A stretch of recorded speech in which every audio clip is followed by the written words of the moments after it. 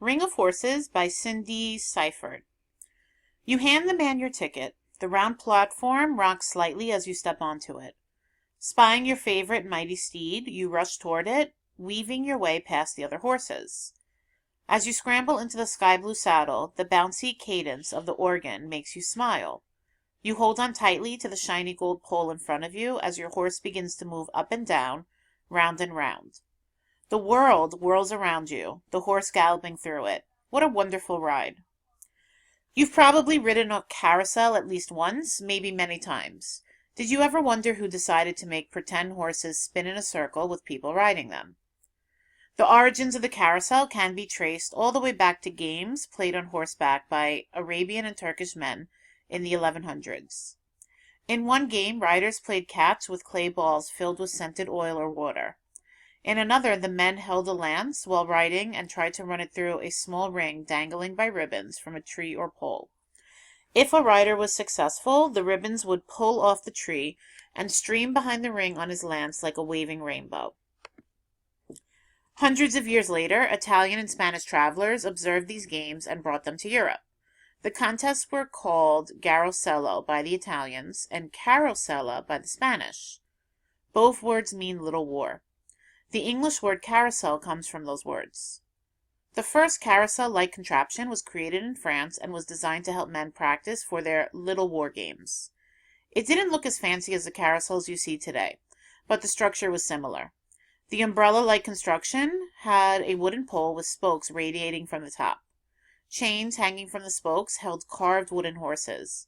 Men, real horses or mules, turned the center pole, while riders practiced putting their lances through a brass ring hanging to one side.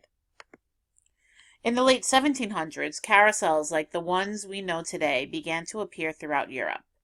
Rather than being used for training, these were enjoyed for the sheer thrill of the ride.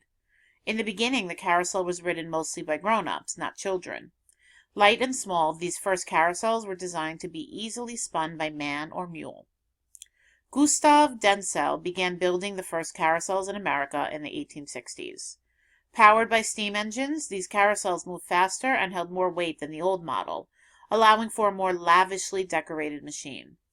Denzel's company is famous for having carved and painted a variety of animals for his carousels, including cats, lions, and ostriches, pigs, rabbits, and even a kangaroo.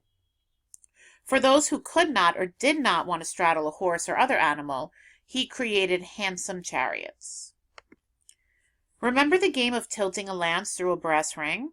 The early carousel designers had this game in mind when they hung brass rings on a wooden arm next to many of their carousels. As the carousel turned, riders would try to grab the ring. If they succeeded, they won a free ride. Today, you'd be lucky to find a carousel with a brass ring arm. Only a handful in the United States still feature them. Carousels were so popular that nearly 4,000 were built from 1860 to 1930. But when hard times came upon America during the Great Depression in the 1930s, few people had money to spend on extras. Many carousels stopped being used and fell into disrepair, and no one could afford to fix them. Some were even taken apart and put into storage. These beautiful machines had nearly disappeared when, in the 1970s, people began to realize the importance of keeping the magic of the carousel alive for future generations. Enthusiasts formed the National Carousel Association and the American Carousel Society to raise money, restore, and preserve wooden carousels. Thanks to their efforts, today about 150 antique carousels are back in service.